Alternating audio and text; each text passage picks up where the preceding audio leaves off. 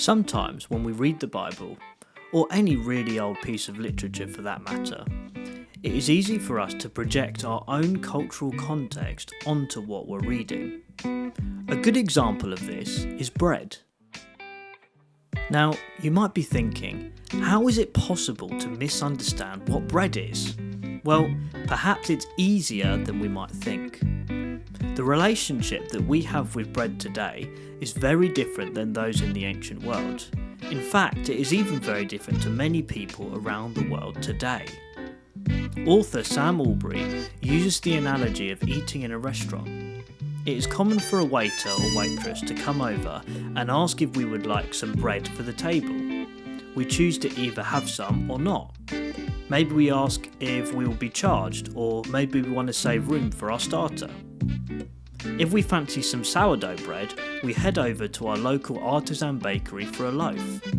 Our relationship to bread today is one of choice, preference, and convenience. Simple things like going through the process of baking our own bread can help put us back in touch with those who have come before us, to times when bread wasn't an optional extra for the table, it was a staple. When Jesus called himself the bread of life, it is easy to see why, in our present culture, we imagine that this means he is an optional extra, some bread for the table. But this wasn't what Jesus was saying at all. Bread wasn't just an extra for the table in the ancient world, it was the main source of sustenance. No bread equals no life.